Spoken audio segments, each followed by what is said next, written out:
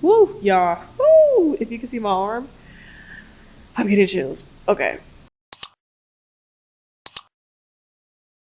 What's good, guys? It's Alissa. If you're new here, hello. This is a new series on my channel that I like to call Discomfort movies. Everyone has comfort movies, movies that make you feel warm and cozy and fuzzy inside, but some movies are literally made for the sole purpose of making you feel uncomfortable, literally making you squirm in your seats. That is a discomfort movie to me. So the discomfort movie that we're going to be talking about today is a movie called The Dead Girl. Released in 2006, this movie follows 5 women and their connection to the murder of a young woman. This is a movie that I actually watched as a kid, and I just want to see if it still holds up.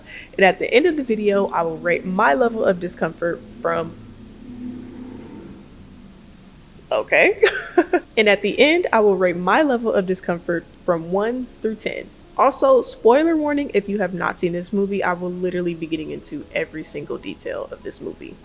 This movie starts with our asocial main character, whose name is Arden, who's going outside to eat a sandwich. And if she looks familiar to you, yeah. The iconic Toni Collette. You guys may know her from Hereditary. I personally remember her from a show called US of Terra. I was watching a whole bunch of shows that I was not supposed to be watching. Nurse Jackie, US of Terra, Weeds. Yeah, I shouldn't have been watching those at my age, but hey, I was.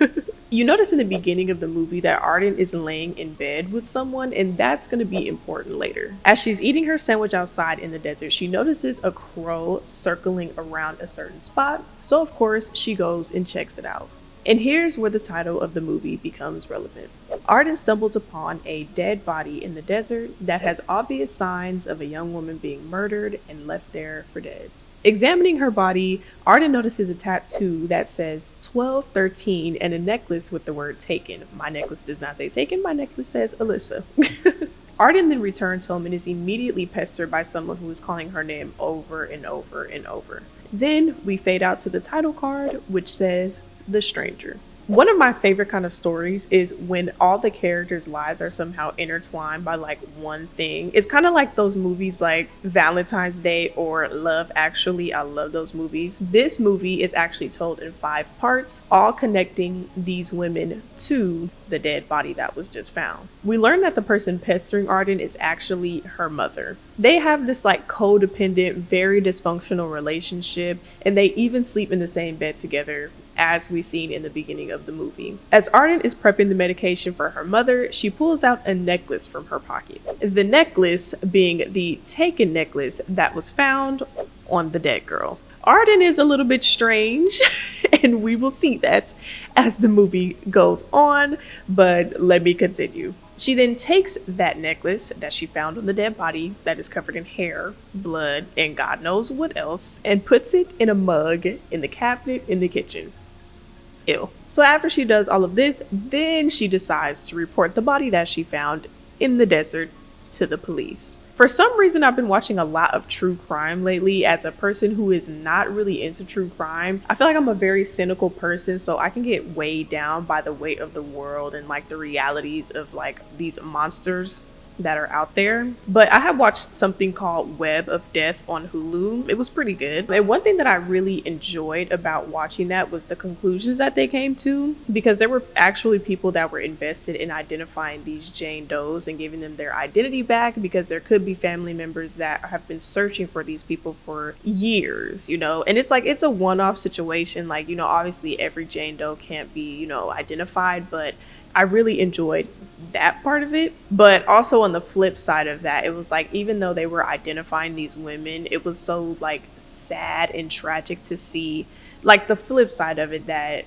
yes, we've identified this Jane Doe, but the thing is like, this is a Jane Doe, and now they have answers on how, you know, these women lost their lives, and it's usually brutal. And I just hate thinking about like these sickos and these monsters that are really out there in the world. So I be trying to shield myself from that sometimes. That's why I don't be watching true crime. I literally had nightmares after watching that Epstein documentary, and I hit a pause on that since whenever that documentary came out. Arden's life becomes hellish after word spreads about the dead girl that was found in the desert, and her mom even starts berating her and calling her stupid for reporting it to the police. She would rather Ardyn have turned a blind eye instead of having the police swarming her house. Stupid. And it's at this time that Ardyn can't even walk the streets because she's being surrounded by journalists and paparazzi, and there's even people whispering about her and saying like, oh, that's the one that found the dead body in the grocery store, and she just pretends like she doesn't hear it, but of course she did. But something creepy happens right after this. She's in the freezer aisle and there's this like creepy guy just staring at her, and when she makes eye contact with him, he just walks to the back.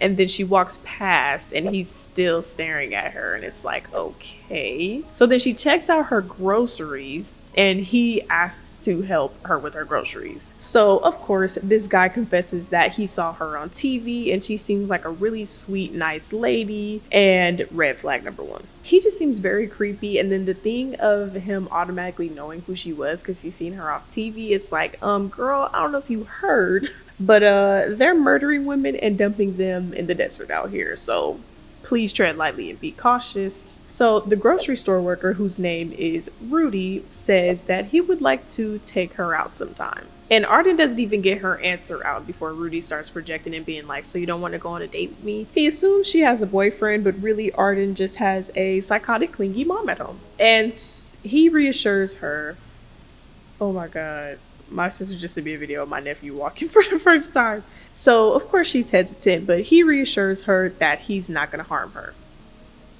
Okay.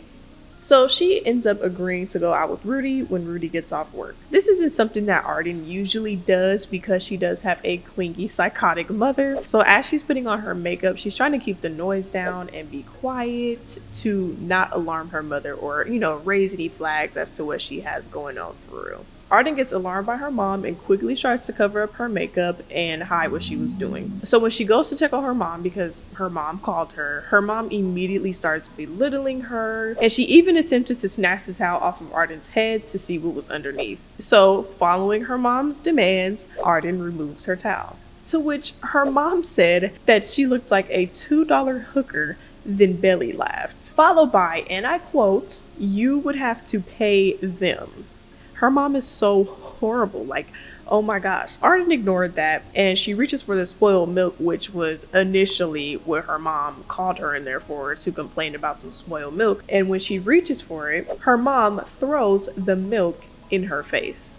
And I was thinking to myself, I'm like, wow, this lady is really good at playing an evil mother. Then I Googled her and she plays the evil mother from Carrie. So it's all check it out.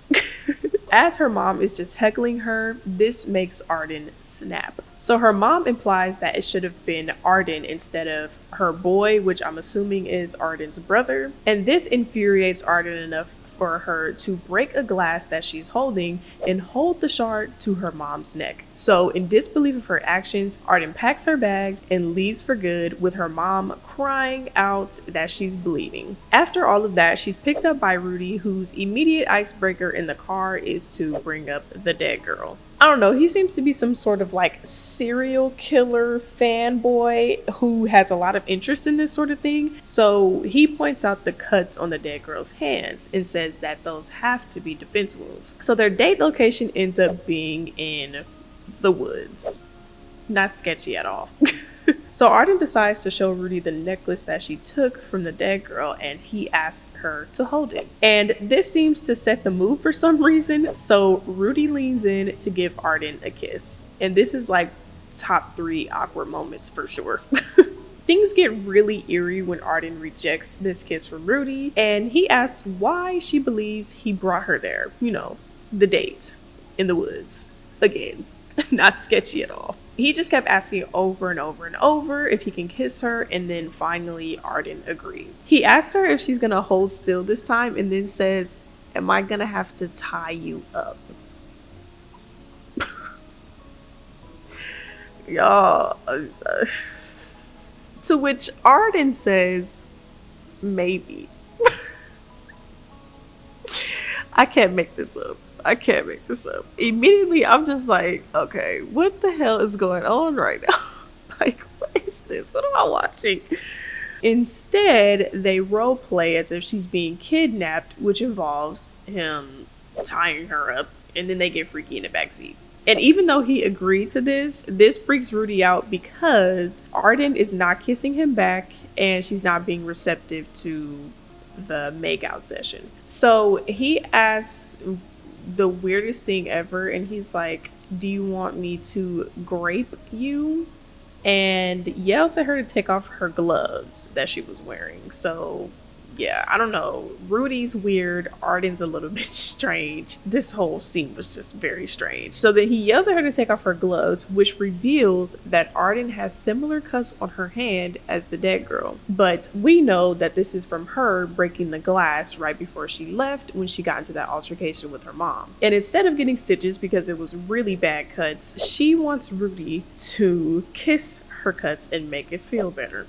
I'm assuming things got hot and heavy because time passes by and they're just laying in the woods, and Rudy just continues to talk about serial murderers. Then they pan to Arden and she says, I don't want to talk about serial killers anymore. Strangest post-nut clarity, but hey, as long as you got there, girl. So in the morning, after all of this, Arden and Rudy drive to a payphone and she calls the police to report a woman left alone in the house where they found the dead girl.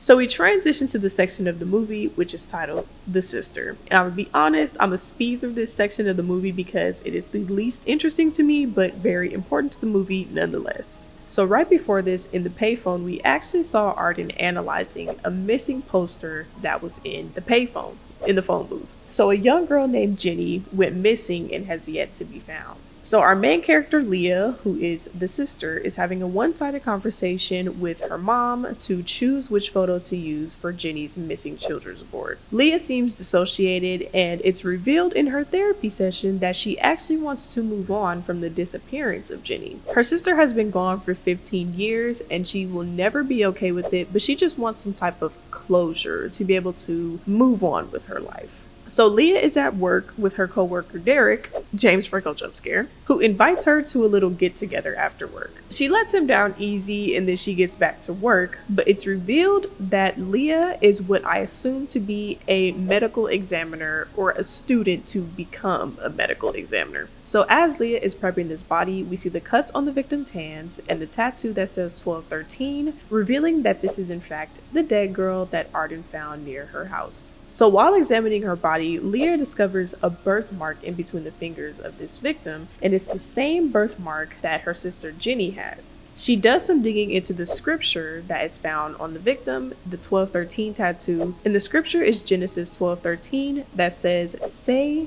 I pray thee, thou art my sister." She takes this information to her coworkers, who does a DNA test on her. So she's waiting on the results of the DNA test. She has a really strong hunch that this could be her lost sister, since the body was found 10 miles from the state park where her sister went missing 15 years ago. But her mom doesn't want to believe that this person is her missing child, claiming that the victim doesn't have Jenny's eyes. So after she has this discussion with her mom, Leah decides to sit in Jenny's room and kind of soak in a new life to finally move on from this and finally getting closure. She also reveals that she's been taking antidepressants and that she would spend most of her time in bed before this to her coworker Derek. So most of this section really is just Leah's romance with Derek, so I'm not about to get into all of that, because most importantly in this section, while Leah is at work, the DNA test comes back.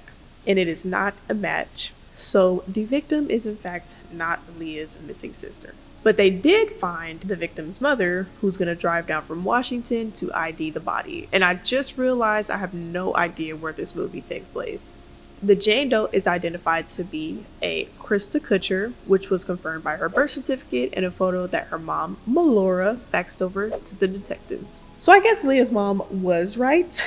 That was not her daughter, and the victim in fact did not have Jenny's eyes. And the conclusion of this section actually had me torn a little bit, because on one end I do see where Leah is coming from. You should want to move on. It's been 15 years. You know, you can't stay stuck in that headspace. And especially since this whole thing was taking a toll on Leah, you know, I can see where she's coming from, where she wants to move on from this. But on the other hand, I see where her mother is also coming from, because as a mother, of course, you don't want to give up on finding your daughter. 15 years, honestly, is not that long of a time. Like in the true crimes that I watched, like those women were missing for at least 30 years and still end up being ID'd. So it's possible. And she even reassured Leah that if the shoe was in the other foot and if you were missing, girl, I would not give up on you. So I am not giving up on Jenny. And that is commendable to me. So I was torn between like who was in the right. Obviously, they're both right. But what do you guys think? Move on, keep looking. Let me know in the comments. Alright, so now we get to the section of the movie that just simply pissed me off. And this segment is called The Wife. So this part starts with the wife questioning her husband about going out late. He constantly goes out late and he reassures her that he's just going out for a drive. So she begins to nag him about how he never invites her anywhere, and when she invites him to go out, he never even wants to go. These are all valid concerns.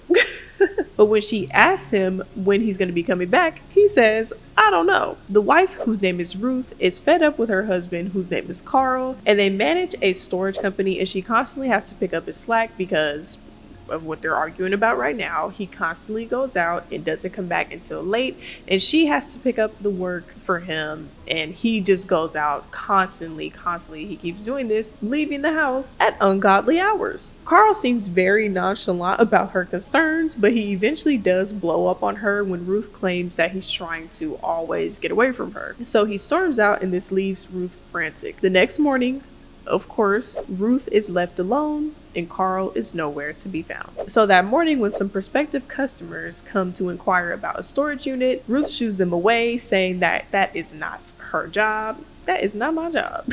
Eventually, she gives in and assists the customers with an empty space. So the customers end up coming back to her to be like, hey, the storage that you just gave us is not empty. Ruth is like, it should be empty. It's listed as empty. But when Ruth goes to the storage unit, she's like, oh, this is actually not empty. So she goes in and examines the unit herself and finds a dresser that has Ziploc bags of dirt and maggots. So she's completely disgusted, and she was like, you know what, I'm gonna just find you guys a new unit. So this leaves her curious and a little bit concerned, because why is there stuff in a unit that's listed as empty?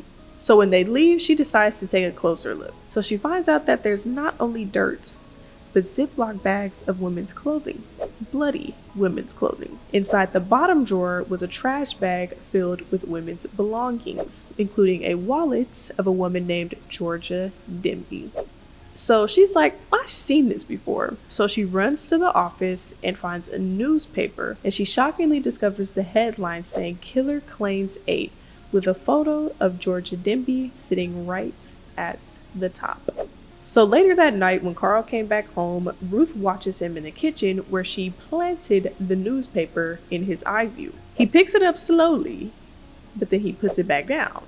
And when he sits down next to her, she asks him, she's like, how'd you get those scratches on your neck? To which he says he got into a fight at the bar. Ruth immediately shuts this down because she's like, ain't no way you got into a fight at the bar. So she didn't believe that at all, and she claims that she knows that he's been out doing Mike knows what with Mike knows whatever gutter slut trash. From the beginning of this segment, Ruth seems to be very religious, and she doesn't like to take the Lord's name in vain, yet somehow with the suspicions of her husband being a serial murderer, she finds a way to call the victims slutty gutter trash.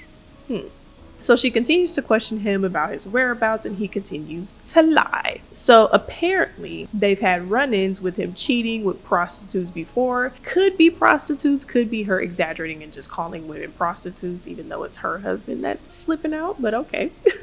And she's done with it. She's like, she doesn't want the cops sniffing around here, similar to Arden's mom in the beginning. So Carl storms out, and Ruth chases him down to find him removing a trash bag from the trunk of his car and hiding it. Even after all that, though, she still prepared his TV dinner, and honestly, she should have poisoned that shit. So after sitting down, she stares at him and asks, do you know anything about the dead girls? To which Carl responds, no. She's not satisfied with that answer, so she waits for him to go to bed, and she goes back to that storage unit. And to her surprise and mine, she finds new items of women's clothing laid out onto the floor. So she packs all that stuff up and drives down to the police station, but before she goes in, she realizes that she's actually covered in blood from packing all that stuff up. So that spooks her, and that makes her flee from the police station. So instead, she decides to go back home and set the items in the storage on fire, never telling anyone about what she discovered. We're getting closer now to the reveal of the dead girl whose name we discovered is Krista Kutcher. First, we're going to cover the fourth section of the movie, which is called The Mother. Of course, we found out earlier that Krista's mother's name is Melora. So Melora has now made her way down to the detective's office and is talking with them and reveals to us that Krista actually ran away from home when she was 16 years old, and that was the last time that she's seen her. She says that Krista was very angry and didn't want anything to do with her or her stepfather, so she relocated to Los Angeles. Melora also revealed to the detective that when Krista was younger, she wanted to be on TV, so it wasn't really much a surprise to her that Krista was in Los Angeles because Krista wanted to go to Hollywood. And this little piece of information actually stuck with me because it says so much without saying a lot, is that Krista is a very determined and hopeful person, and she's gonna go after what she really wants in life. The detective excuses himself, and Melora catches a glimpse of the crime scene photo peeking out of his folder on his desk, and she opens it up to find the disturbing context of her daughter's death. She catches a glimpse of Krista's last known address and decides to stay in town a little bit longer to pay it a visit. The address ends up being a motel, so she asks the lady at the window if she could go to Krista's unit. The employee tells her that Krista no longer lives there, and it's currently occupied by the woman who is standing at the payphone on the corner. Melora tries to approach the woman at the payphone, but this woman is in the middle of a little bit of a crisis, and the woman at the payphone ends up being the iconic Kerry Washington. So when Melora finally gets her attention, she asks if she could see her room. Context clues: Kerry Washington's character, whose name is Rosetta, seems to be a sex worker. So she allows Melora to see her unit for a fee. She's like, girl, you have to pay me. You can come in here. I don't know who you are, but I'm leaving here with something. As Melora is examining this room, of course, she discovers the details of her daughter's new life. So she asks Rosetta what the men that pay her make her do. Obviously, this is indirectly trying to see what her daughter was also getting up to. So all these questions makes Rosetta believe that Melora is a reporter. So Melora keeps asking questions about Krista, digging to see if she expressed why she left home. And Rosetta reveals in that moment that Krista's stepfather was actually molesting her, and she ran away because the mother probably chose him. Melora then has no choice but to reveal that she is in fact Krista's mother, reassuring Rosetta that she did not know this. So this is the first time that she's actually hearing this information. So after sobbing in the bathroom for an unknown amount of time, Melora offers to take Rosetta to lunch. Rosetta only agreed to go to lunch with her. She was hesitant at first because Melora said she was going to pay her for lunch. So maybe I'm outside getting tricked down. That's what I like. The next scene, we see Rosetta digging into her plate, just spilling more information about Krista's lore, and she tells Melora all these stories about how Krista had like 3 jobs to pay for her rent, one being at a nail salon, and she stopped doing sex work and drugs to try to have a better life for her child. And Melora's like, hold up. Great story, but Krista has a baby.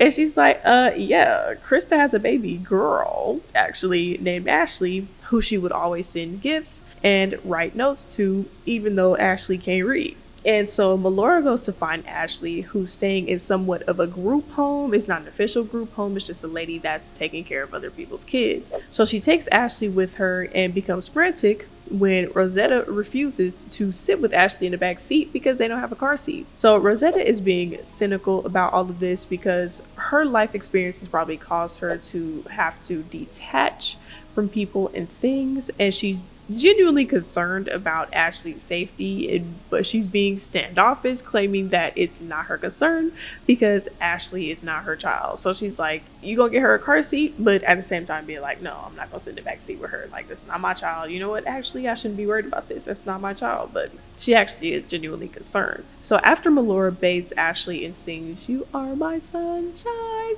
my only sunshine. To her, Rosetta wants Melora to reassure her that she's going to keep her and to promise that she's actually going to take care of her, revealing that Ashley's dad could be anybody. So she wrestles with the fact that she almost went and got her, but how is she, Rosetta, going to take care of the kid? Melora asked Rosetta if she actually loved her daughter, and Rosetta revealed that Krista actually tried to give her a necklace, but she refused to take it, that she just couldn't, and she began to cry. So the next day, Melora takes Rosetta home, and Rosetta lets her have a picture of Krista, and it was one of Krista's favorite pictures because it made her look how she wanted to feel.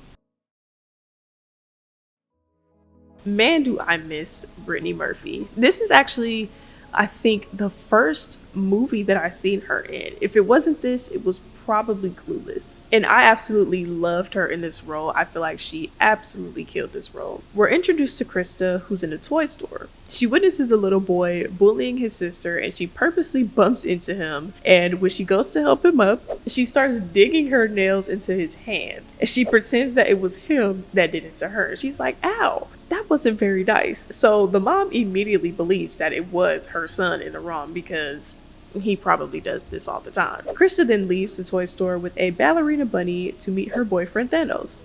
Not really, but it really is Josh Brolin. His name is actually Tarlo. She tells him that she brought the stuffed bunny for her kid Ashley's birthday tomorrow, but she needs a ride to Norwalk to bring it to her. Tarlo refuses to bring her there because he has work, so she tries to negotiate with him by offering to do some strings for some change, but he's still not going for it. He buys her a gift, and when she opens it up, it's shown to be the taken necklace that she wore at the time of her death when Arden discovered her body.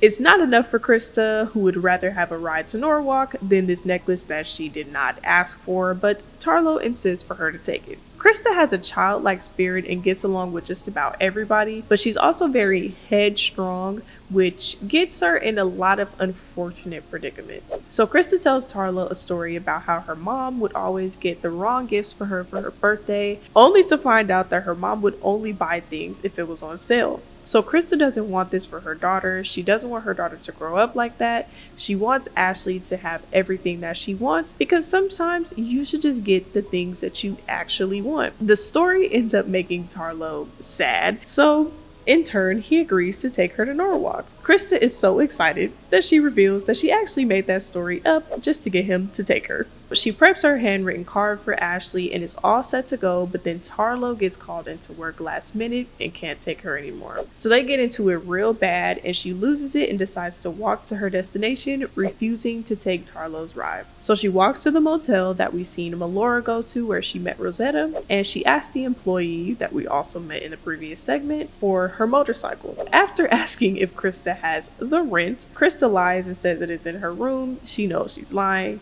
and the employee agrees to let her use the bike if it can start. So the bike has problems. Put a pin in that. Krista goes to the hotel room to find Rosetta beaten up in the bed. And it is also confirmed here that she and Rosetta were involved romantically, contrary to what Rosetta was telling herself. And I guess it doesn't help that Krista is now gone, which is probably why she practices detachment. Krista insists on Rosetta telling her who did this to her, but Rosetta probably knows that Krista is going to do something rash. So we see here that the necklace that Rosetta actually refused to take was the taken necklace that Tarlo gave to Krista.